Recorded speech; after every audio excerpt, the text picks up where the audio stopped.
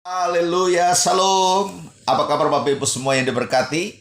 Saya percaya malam hari ini saudara semua diberkati dengan luar biasa dan tetap semangat maju terus dalam Tuhan.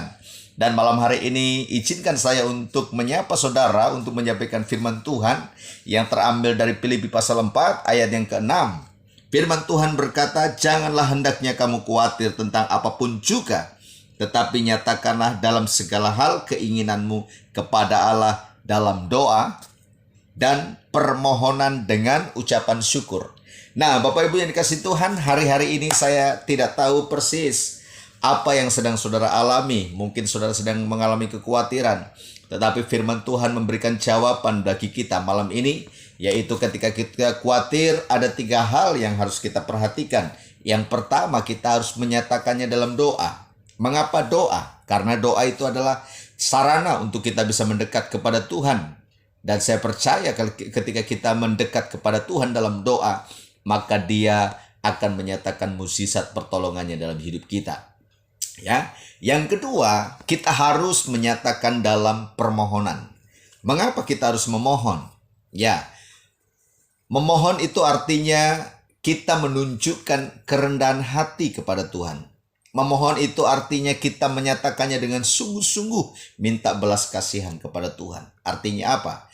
Bahwa ketika kita sedang dalam pergumulan, kita harus menyatakan kekhawatiran kita itu dengan sungguh-sungguh, dengan permohonan, dengan kerendahan hati. Ya.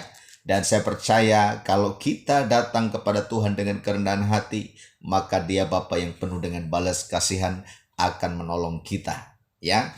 Nah, yang ketiga, kita harus mengucap syukur. Mengapa kita harus mengucap syukur, saudara?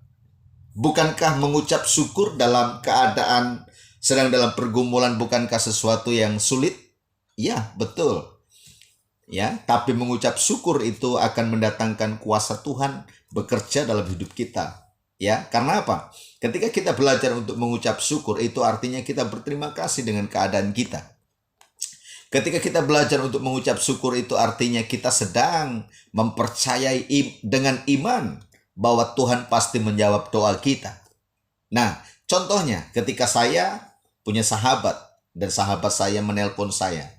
Ya, Pak Markus sedang ada di mana? Saya jawab, saya sedang ada di rumah. Ya, Pak, saya sebentar, mungkin 1 jam saya akan lewat dekat rumah Bapak dan ada bingkisan untuk Bapak dan keluarga. Ya, tolong ditunggu Pak ya. Nah, kemudian saya mengucapkan terima kasih ya. Tuhan berkati ya. Sebelum saya tutup telepon, saya bilang terima kasih ya. Karena apa? Karena saya yakin sahabat saya itu akan datang ke rumah dan memberikan sesuatu seperti yang apa dia janjikan. Ya. Nah, jadi ucapan syukur itu juga menandakan bahwa kita belajar untuk mempercayai Tuhan. Sebelum kita menerima jawaban doa itu, kita harus belajar untuk meyakini bahwa Tuhan pasti akan mengabulkan setiap doa-doa kita. Ya, jadi ada 3 hal yang hari ini perlu kita renungkan ketika kita khawatir. Nyatakanlah dalam doa, kemudian permohonan, kemudian dengan ucapan syukur. Ya, kiranya Tuhan menolong kita. Tuhan senantiasa memberkati kita. Itu sebabnya tetap semangat ikut Tuhan dan mempercayai apa yang Tuhan janjikan lewat firman-Nya. Haleluya. Tuhan Yesus memberkati saudara dan Tuhan menyertai kita. Haleluya. Salam.